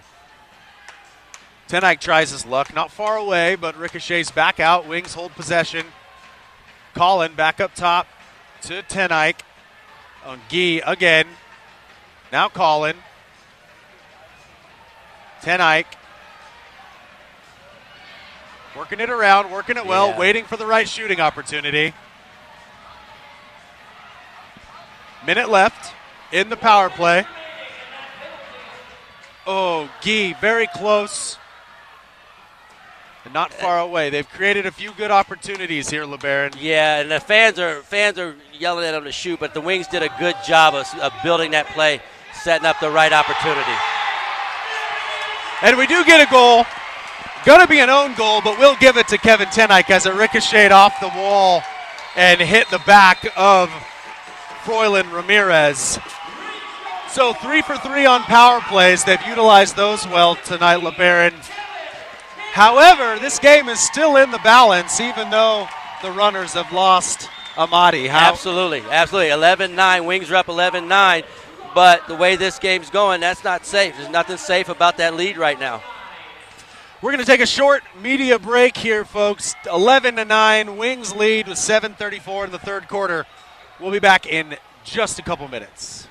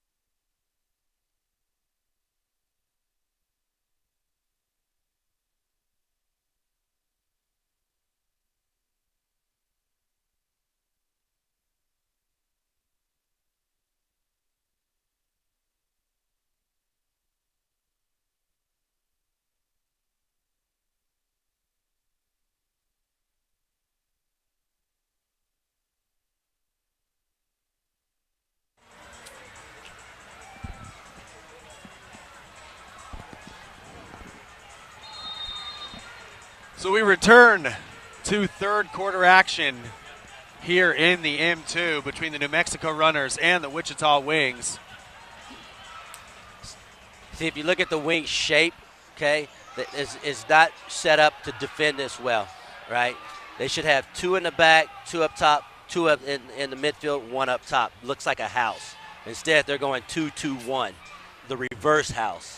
So are they still man-to-man, or have they moved into the proper zone to defend this? You need to be in a zone, but you want your top guy to be free to go side to side, and then the other 4 are kind of man-to-man. Max Shea, we'll call that a rookie mistake as he clears it wide and gives the Runners a top-of-the-box restart opportunity. Over the ball is Aragon and Estelle. Famiglietta looking, looming. Once another. This time it's Estelle with the shot. Half cleared by Max Shea. Juan Zamora turns well and then releases Shea. But Lucio comes to claim it. Good decision from Lucio there as the channels weren't really clear for a pass into Juan. As long as they keep the ball moving, they'll create chances. Lucio does well. Creates some good space down this left channel. Throws the ball into the middle, but there wasn't a Wings attacker to take advantage of the cross. But coming back the other way, the runners are less pressure now, especially with Famiglietta into the game. Right. They're going to hold back and just try to absorb pressure. And that's got to be a foul on Zamora, Terry Zamora. And that is good for the Wings, especially when the runners don't have the quick outlet in Amati, a much slower player in Famiglietta. There we go. Daniel Sack puts his body on the line, crosses it. Junior Cazeta gets his fourth. There you go. That's the indoor game right there. That's the indoor game. That's a good job from Junior getting to the back post area. A good job from Daniel Sack to, I don't know if he was shooting or passing. Either way, though, that's where the ball's got to go, to the back post area. And that's a great play you like to see from a young player, because the back post, that's the charity bowl. Yep, that's the moneymaker spot right there. So the Wings once again extend their lead to 3. Has not been more than 3 at any point in the game tonight. Let's see if they can take that next step into making this game a bit more comfortable, and they try to close it out. That's got to be 2 minutes. Colt Nord, that is the Colt Nord that we know very well. He gets a blue, then a yellow. So he's gone for 5 minutes now. And now, don't they have to send another player to serve his blue? Yes, because he's out for 5 minutes. So they not only lose 1, but 2 players. Well, it'll be a 4v5 for 2 minutes, but they will have to send another player over to serve his penalty. Isn't that right, LeBaron? They haven't sent another player to serve his blue. Yeah. He just got a red card. I didn't see what was happening. I assume it was for dissent. Yeah, he was over there. He wasn't. He kept going. Well, LeBaron, now they've lost their best attacker, their best defender. Surely they don't have a plan C, D to try to come back at the Wings. They're going on a power kill. I mean, I'm a little bit at a loss for words here as Colt Nord makes his way off the pitch slowly. But they're going to go down to 7 outfield players now, LeBaron. 7. I mean, if you're the New Mexico Runners, have you ever been in a situation similar to this, I guess I'll ask? I've never been in a situation like this. Situations where players get cards and things like that, yes, but we've always had the numbers to compensate for it. I've never, this is new to me. I don't know how they're going to, they're down by 3 goals. Like you said, they lost their best attacking player, arguably their best attacking player. They've lost their top defender. They're playing their coach is playing. Like you said, I don't know if they got a plan C or D. I don't know what it would be. They obviously don't have the legs. They can't come out and press. I don't know what they're going to do. It's got to be a deflating moment as they have fought to keep this game close, and they even led at one point. But now the wheels have fallen off, and they have a huge amount of work to do. The Wings are going to score on this again, too, because they're man-marking Jarrett Robbins on a penalty kill. Colin Lauder's wide open. Kevin to Gee, clips the top. It's going to be a ball to the keeper, Ramirez, for a little bit of respite. Minute 42 left to go in the power play for the Wings.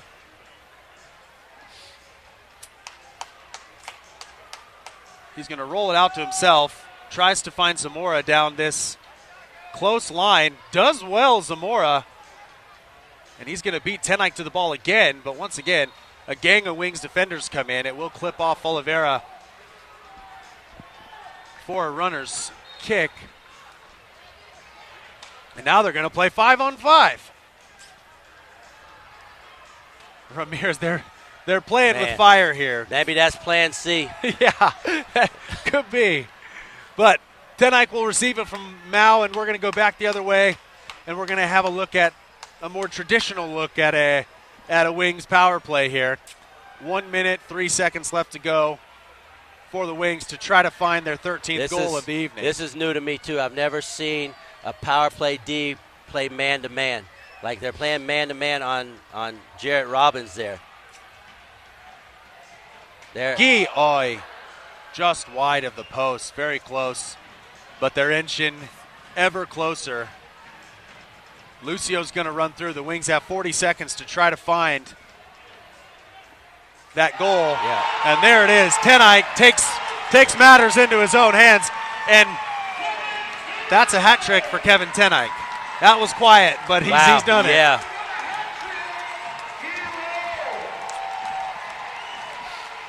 Kevin on the night, 3 goals, 2 assists, and the Wings finally break that bubble of that 3-goal lead and extend it to 4. LeBaron, surely no way back for the Runners now. You would think, but like I said, we're at an indoor game, and they've proven, that they're not dead. They've proven not to die. So it'll be interesting. I don't see a way back for them now, but we'll see. Let's see what the game gives us. There we go. It's incredible. Vince Aragon, I believe that was, on the goal there. And I think you just said it, LeBaron, the resilience is phenomenal. Yeah. Is it resilience or the Wings falling asleep once they think, okay, now it's over? Now it's over. You know what? I got to believe it's probably a little bit of both, Peter. Because we look like we relaxed a little bit defensively in that moment right there. And they're fighting for their lives, and so the Wings have to match that energy all the time now. And if they do, they'll push a 4 or 5 goal lead. Aragon gets a second of the night, 13-10 now, and the Wings are back defending again in their own half. Aragon trying to find his way around Juan Zamora. Juan fouls him pretty unnecessarily. Yeah. Juan's a handsy player. Anytime he's around a player, he's got his hands on him holding something. So, like we said earlier, anytime he's around the ball, it's either a foul against him or a foul on him.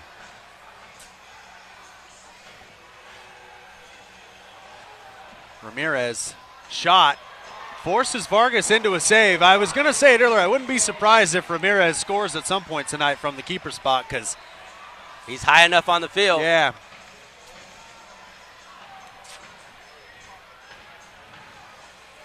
So the Runners will have a corner on the far side. Vince Aragon will take Estelle up top. Snyder on this close side. Then you've got Zamora on the back post. Multiple Wings defenders down to block that, but no need as Zamora's shot flies down the Hartman Arena tunnel. That's what you like to see, though. You like to see your defenders go to ground, take the low block, and leave the high shot for your goalkeeper so he can see the shot and catch anything high. And it's also a good sign that they are still turned on. They're clicked on because yes, there's been... See, like this here, though, this is doing them no good. This slow, languid play like this, right? They need to get the ball moving, keep it moving. Like here, play in, drive. Pick out another pass, drive, okay?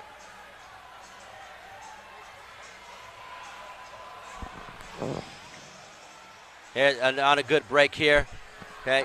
Showing good pace, good speed. Snyder, tight angle, up against the boards. Did what he could to throw the ball into the area, but an easy save for Mal Vargas.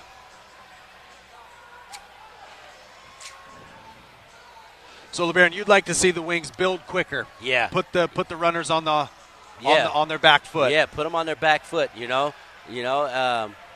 they have the game right where they want it, but it's like they're afraid to take that next step right now, right?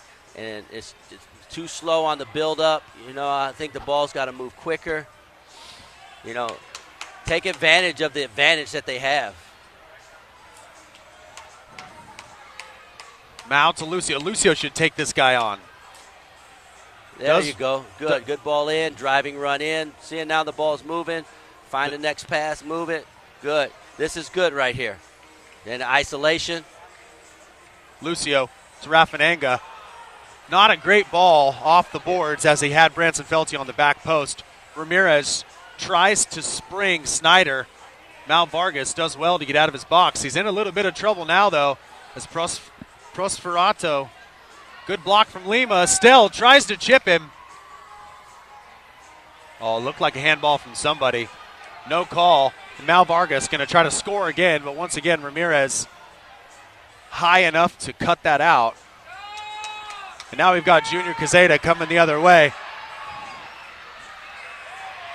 Oh, that's a handball. Must be a handball. There we go. Last man, It's got to be a penalty, I assume. I would assume, too. Shootout. It should be a shootout. Yeah, it's going to be a shootout. It was a little bit unfortunate as Junior shot the ball. Yeah, and here's the thing. Who's going to go in goal now? Because keepers served their own penalty now. I think it was a handball on an outfield player, though. No, I think it was he held Junior. When Junior went to go by him, he held Junior before the entry ball was played in. You may be right, though. It may be the handball. I think they're giving it for the handball. It was unfortunate because it clipped up off his foot, and his hand was just there. However, he was last man. Yeah. Took away a goal-scoring opportunity. And now we've got Junior Cazada looking for his fifth of the night as he will take the shootout against Ramirez. You got to favor Cazada here. Yeah. A natural goal scorer against an unnatural goalkeeper. Yeah, he doesn't even know where he's supposed to stand, the goalkeeper. He's got to be back on the line. Obviously, the refs don't know either. Junior, heavy touch, and absolutely, now we're going to get it. As Froylan Ramirez takes out Junior Cazada in the box, and now he will have to serve a 2-minute penalty. And now we're going to...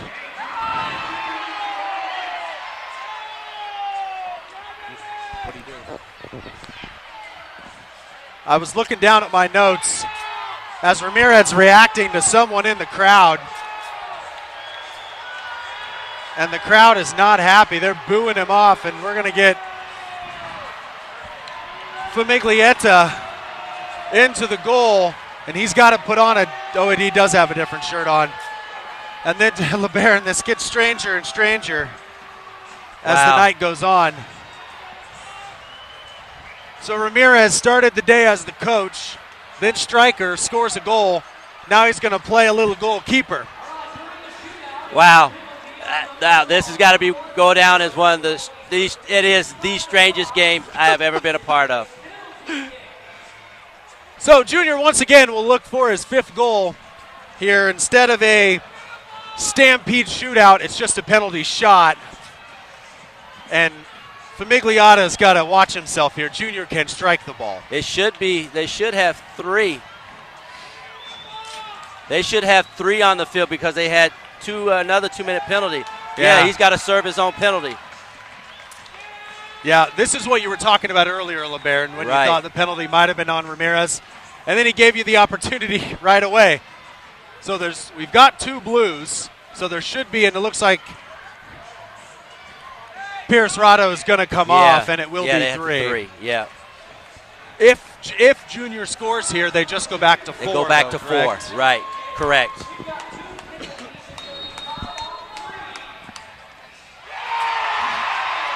Junior does the business, gets his 5th of the night, and for a quick moment, LeBaron, we had a player in the locker room, 3 players in the box for the runners, and then 3 field players for them, and their coach in goal. I know you said it's one of the strangest you've seen, but it. Wow.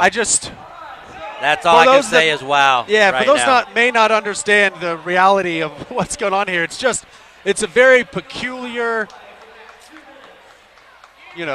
viewing of soccer.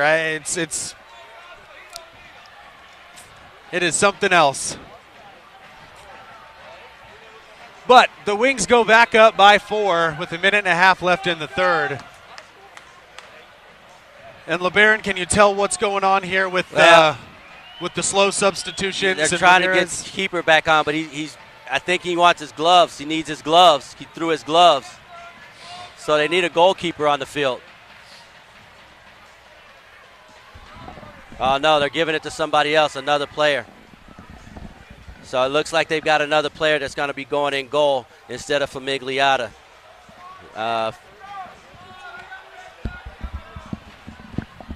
But New Mexico needs a goalkeeper.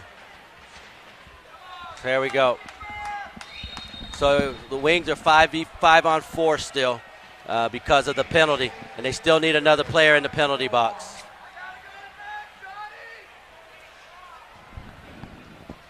So the referee's struggling a little bit to take control of a rightfully confusing situation, LeBaron. It's if you've never seen it in your years of indoor, they sure haven't seen it either. No.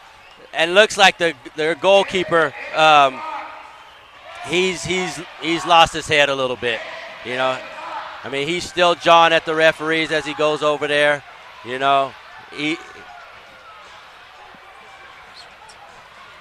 So instead of Famiglietta, we're going to have Pierce Ratto, number 13, as the interim goalkeeper for the Runners. So that's the third keeper we've seen tonight. And you look at the New Mexico's bench, and you see one player that's available to go on the field and play right now. That's shocking. Yeah, But once again, they do challenge Mauricio Vargas and force him into a kick save. And here they come. Once again, Aragon.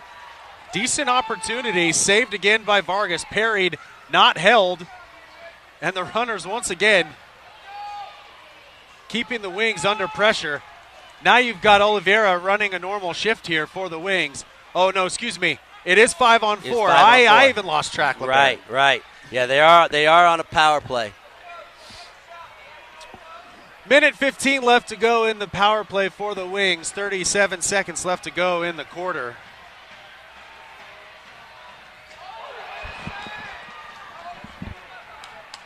The fans behind the goal are giving it to the goalkeepers. Fans are playing their part this game. They've got the keepers riled up.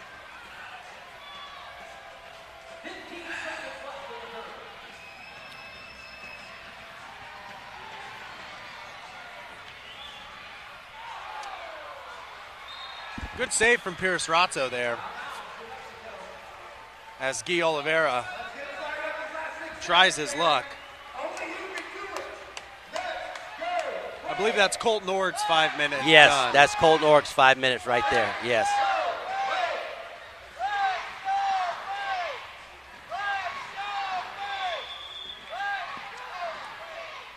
David Lucio from Lauder.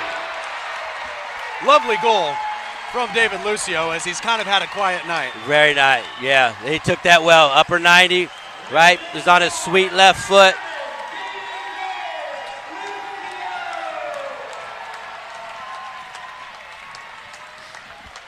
The assist goes to Colin Lauder. Wings 15-10.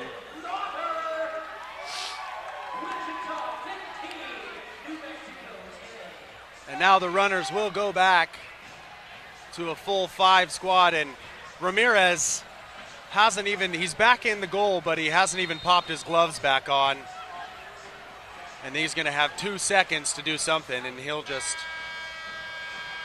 and that will end a very strange third quarter here inside Hartman Arena. Wings 15, Runners 10. We'll be back for fourth quarter action here in just a few minutes.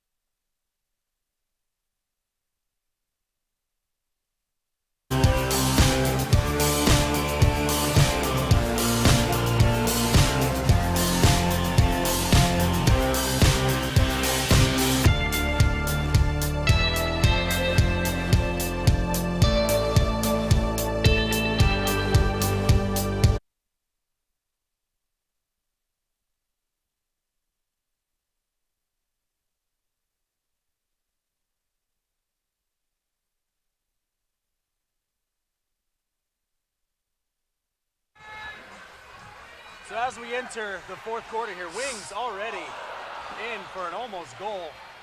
And Wow. Ramirez just turns his back. That should have been a goal. That should have been a goal. Junior, I don't know if Junior was trying to pass that or he just mishit that on goal, but they should have scored in that moment. That's a really good ball from Christian. Unlucky.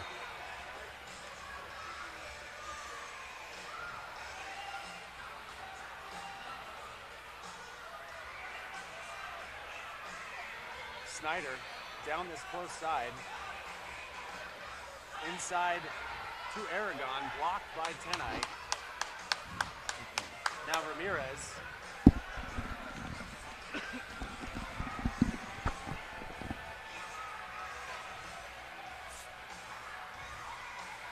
Terry Zamora now. Runners. This is more like it. See how they got the house built now defensively? Right? Two in the back, two in the midfield, one up top. Initial block from Lima, then some help from a diving Aaron Parrott, who is now into the game in goalkeeper for the Wings for Mal Vargas. Felty guarding Estelle. Oh, and a ball. Kevin Tenike's got an opportunity to score here. He's going to take his time, though, looking for Max Shea. Not enough on the pass, cut out, and now we come back 2v1 the other way. Aragon looking for Estelle. Lima, though, for the Wings, does well to block. And Aragon somehow fights his way out of a 3v1 and finds an open man.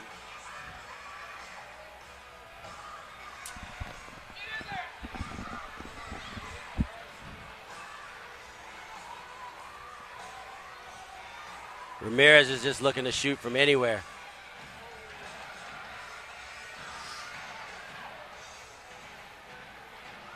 Oh. I'll give Famiglietti this. If you watch his passes, the weight of his passes are very good. He gets himself another shot on target. Kind of an easy save for Aaron Parrott.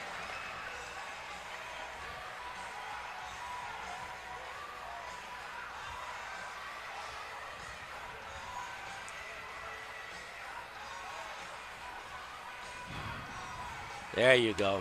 That's good ball movement there. Wings do have a 5-goal lead here. Oh, my goodness. Kevin Tenike, that was a pass. Yeah, that was a pass. He was passing that ball. But Ramirez caught out, and it floats into the back of the net. Kevin gets his 4th of the evening.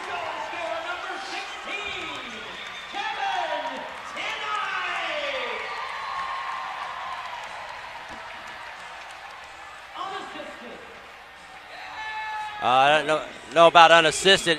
The ball came from someone on the right side there. Ramirez tests Parrott again. Juan Zamora, if he looks up, he's got a goal to shoot at, and does, but Ramirez gets a foot on it. Yeah, I don't know what the runners are going to do now.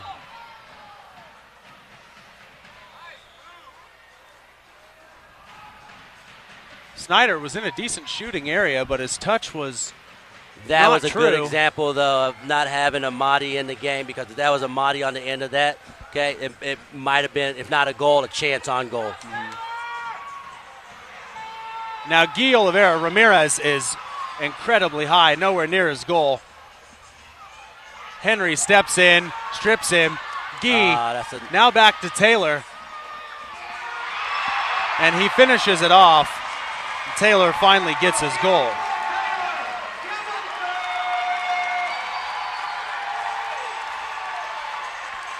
Wow. Assist by Juan Zamora.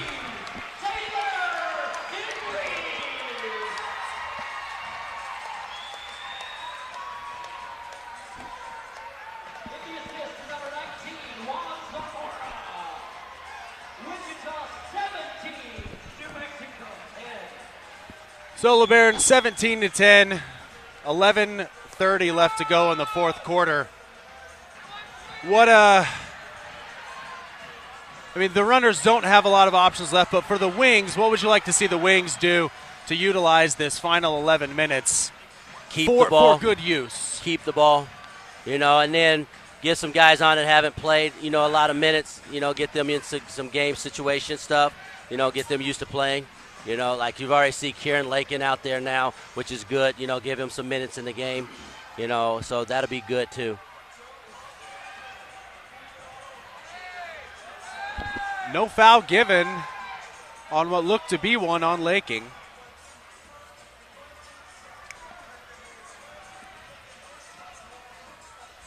Runners still, and this is the Wings have to do. They're not have to be in a hurry to do anything. They can sit back and let New Mexico knock the ball around or the perimeter. Because they're not dangerous there. See, their shape is wrong though. Their defending shape is wrong. Colin Lauder, smart play as he has great composure from Colin in that moment. Takes the ball off the back of the boards and just lightly caresses it down to Aaron Parrott.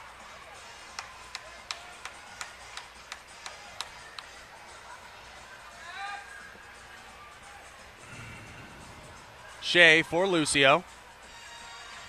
Yeah, this is what they need to do. This is exactly what they need to do. Just keep moving the ball. Keep moving the ball. And then they'll find themselves in a goal-scoring opportunity.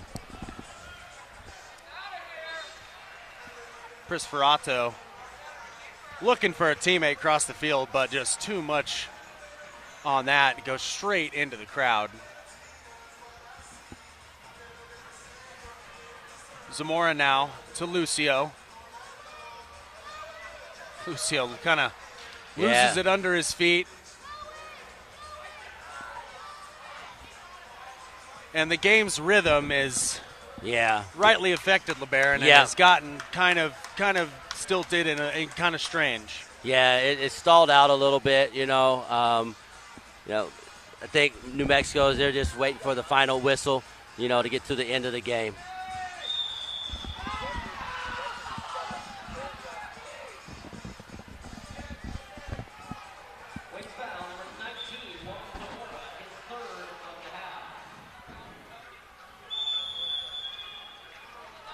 Double touch for the keeper? Yeah, double touch for the keeper. Yeah. Yeah. Ramirez possessed the ball twice within one possession, so that's going to go free kick to the Wings. Tenike wanted to take it quickly as the goal was gaping, but doesn't get it done.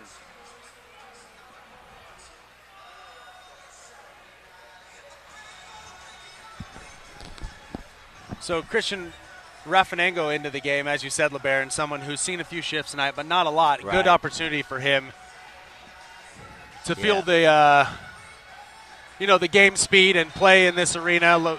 Branson Felty, just unlucky foul. Yeah. Yeah, Ramirez is barking at everything now. They're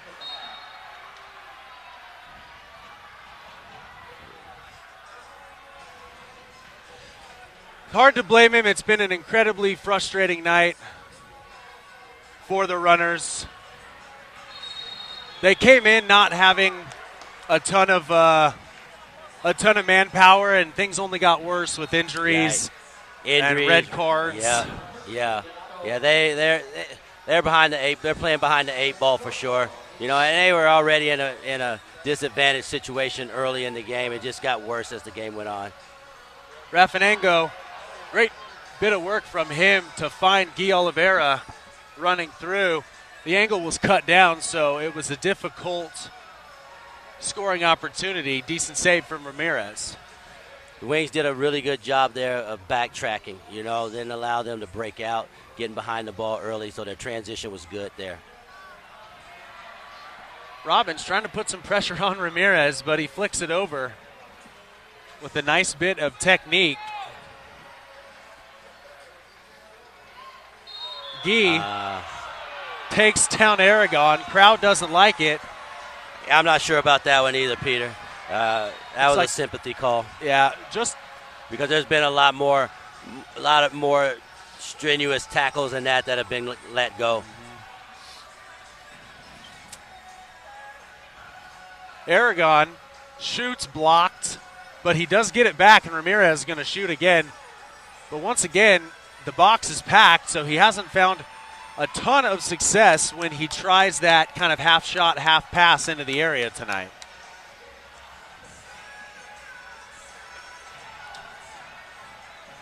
Rafanengo with a lot of space to think about it. Finds Juan Zamora. Taylor Juan's Henry got a hold of through. his shirt. Yep. Juan had a willing runner in Taylor Henry who streaked across the middle. Couldn't find him. Taylor, once again, though, great work rate to win it back for the Wings.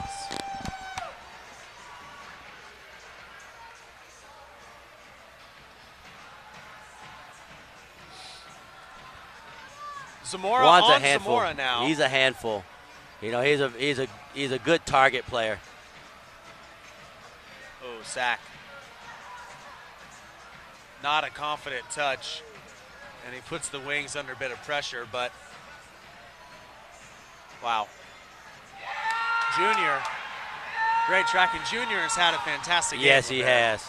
He has. And I like watching the young man to develop and to see the growth in him each game. If Jared gets to the back post, he might have a goal. Oh, Junior looked like boarding. The ref does not call it. Junior is down, but he gets back up.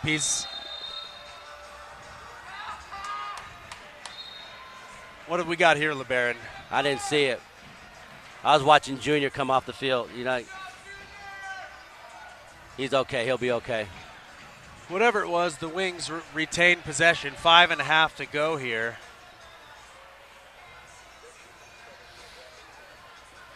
Estelle on the ball, trying to work his way out of a double team. Almost does. Instead, wins himself a foul.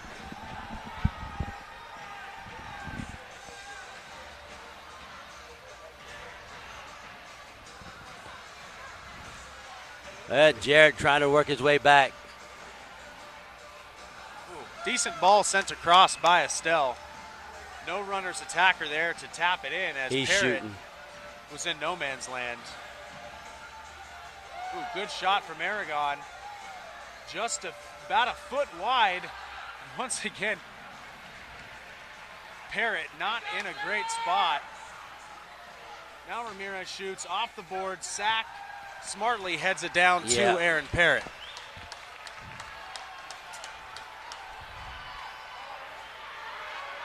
Lucio shoots and scores as Ramirez pretty much just gave up.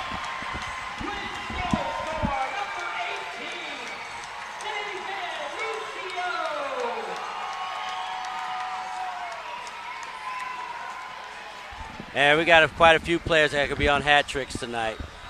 Yeah. So we're going to take the media timeout. When we resume, we'll have the conclusion of this truly bizarre game. Back in a few.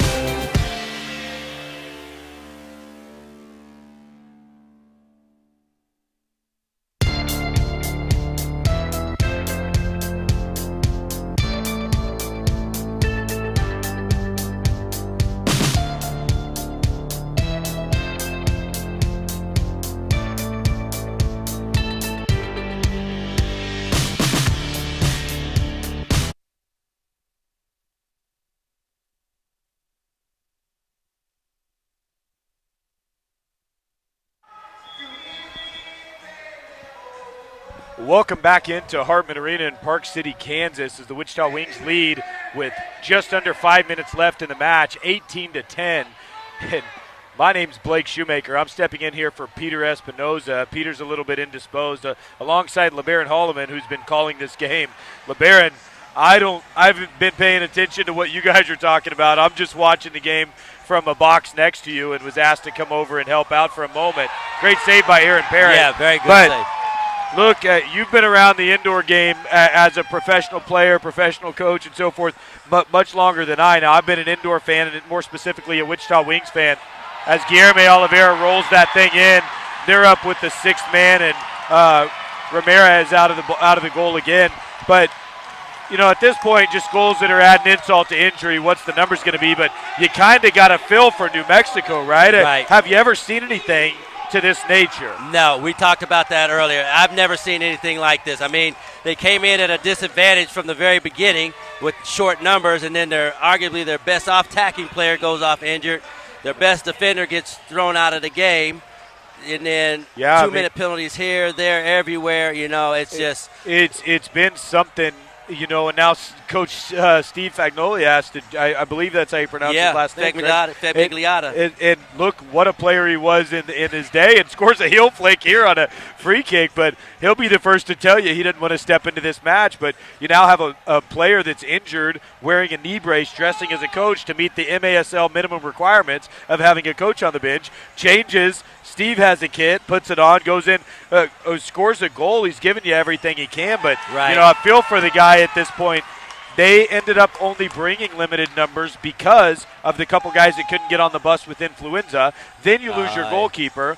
Then your captain and defender has to step in as the backup keeper, dresses as the backup. He comes in.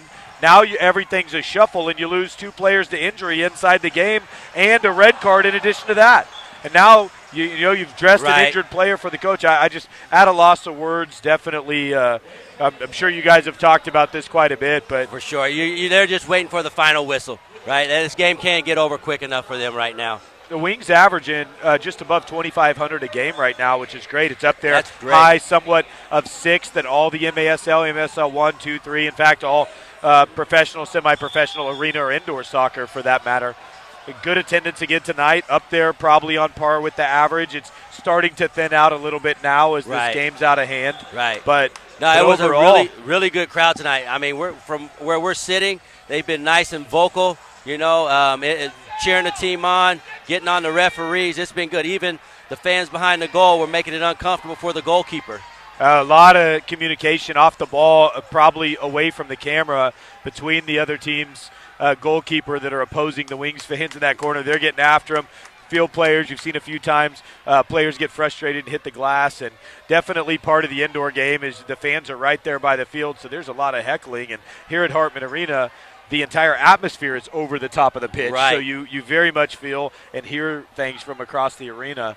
To add insult to injury, to be honest, there's been a lot of cards. There's been a red card. There hasn't been any fights, but it could have been worse and still could get there. But New Mexico probably handling this as well as they could for the bad situation that they find themselves in with 2.5 minutes left in this match. Exactly. And hopefully we get out of here without injuries, to be honest. And that's what the Wings. Cards. That's what the Wings want too. You want the Wings. They want to get out of here injury-free. Let's be honest. The game's in hand now, right? So it's just to see the game out professionally and get out of here with a well-deserved win. We have a goal-scoring record from Eric Rasmussen in the mid-'80s that looked like it was in jeopardy there, 7 goals. Eric scored 2, sixth attacker. The other team was on a 6th attacker and empty net goals in that match. Also, I believe, had a penalty kick. Just thinking back about that game, I believe 1986, maybe 1987-ish. Great game from Eric Rasmussen and the level of the league at the time. I mean, what a player.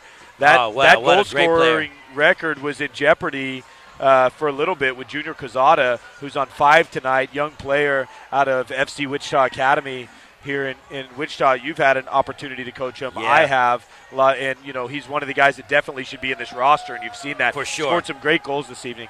But one of those records that if it is going to get tied or is going to get broken, I don't know that we want it with a goalkeeper that's got influenza and didn't end up dressing for the game. Yeah, because then it'll be with an asterisk we next don't to we it. don't need that one. We would love to see it in the future. Right. But great game from Junior. Yeah, but you know what though? Credit to Junior though. He's doing what he's paid to do, and he's scoring goals, and he's a great goal scorer, and he's proven it. And like we talked about, it's so much fun to see his confidence grow every game, each game that he plays now. Yeah, he's getting out. There's a run deep here into the corner in the last shift for him. Nothing came out of it. Kind of got put into the wall a little bit, came off a little bit. Gimpy. Oh, Kieran Lakin with the touch, flicks, spins away. Here comes Max Shea. And I believe that's going to put Max Shea on a hat trick. Yep, that puts him on a hat trick too.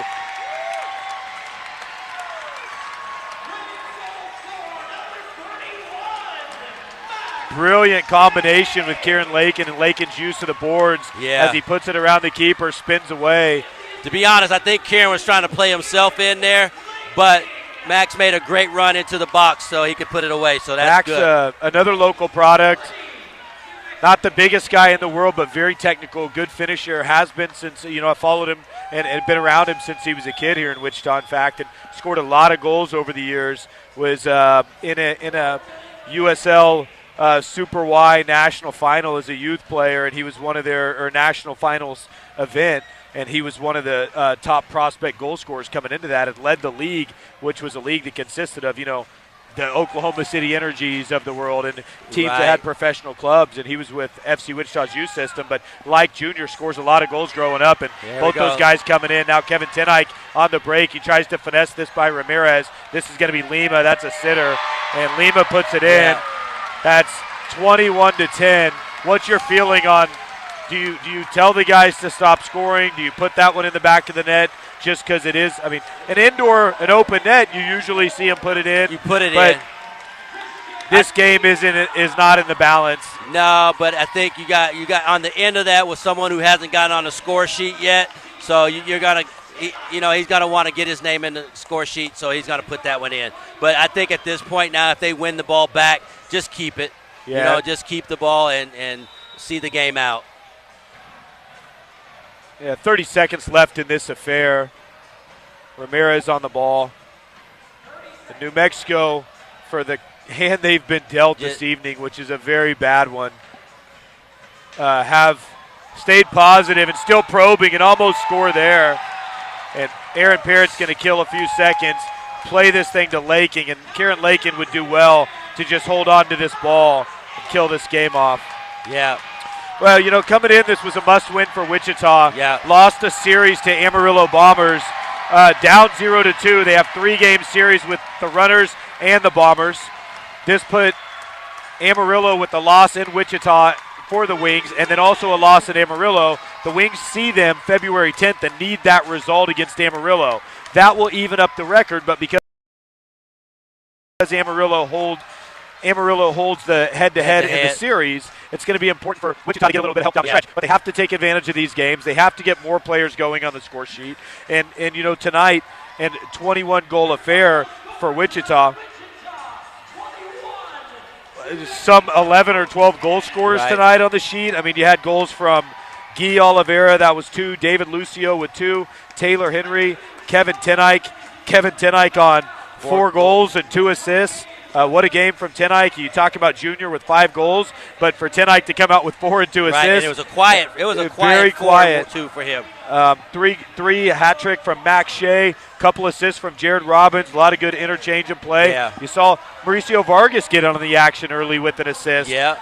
But the story of this game is certainly going to be New Mexico's illness coming into the match, the lack of the goalkeeper, and then the 2 injuries and the red card in game that forced them into a very difficult situation. And once that happened, Wichita jumped all over it.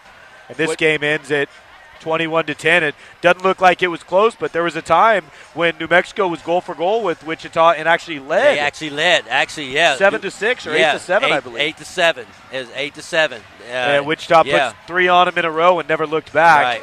Right. But kudos. Look, if you're a New Mexico Runners fan and you're watching this broadcast, difficult situation. Be proud of the boys. Be proud of the coach. They didn't come in here and hang it up. They held in for a half in a difficult situation. Yeah. They are at the top of the table in the conference, and they are for a reason. You see them missing their number one keeper, missing a top defender, missing one of their top goal scorers, and 2 additional players that didn't travel. Right. Wow. Yeah, I mean, what a good performance for a half. Very good, very good. Like you said, they hung in there for a half, and they made themselves competitive up until, till the wheels fell off the wagon, so to speak, for them. Well, that's Junior Quezada there at midfield. Player of the game, 5 goals. Young kid. It's good for the kid. Says he's talking about being unselfish when you score 5 and you talk about guys aren't being selfish. I mean, I guess if you're going to put 5 in the back of the net, you need to thank your teammates, and good stuff from him. Good start. Right. He's having a great time here. You see the smile on his face, and look, MASL, look out, so forth. We know he's already got a bit of a USL 2 team picked out in the summer, young guy, and sky's the limit for him right now with his goal scoring ability. Yeah. The runs that he makes as soon as Coach Roger Downing moved him into the midfield, we've seen nothing but highlight reel goals out of Junior, and expect to see that going forward. But hey, look, thanks for the broadcast. Thanks for your time, LeBaron. Peter Espinoza had to step away, but thank you to Peter Espinoza. Thank you to all the Wings sponsors. Thank you to those fans who watch the game live and also go back. We appreciate you. Wichita's continuing to take steps forward. We're right there in the top 5, 6 right now in the country in attendance, and be on the lookout for the resurgence of the Orange Army, I would say. Okay. They've been trending upwards now since last February, every game. And things feel good here in Wichita right now. So I'm signing out on behalf of the Wichita Wings and its fan base here in Park City, Kansas. We'll see you on February 10th. Wichita Wings versus Amarillo Bombers, 7 p.m., February 10th, Friday night. All right. We'll see you there. Adios.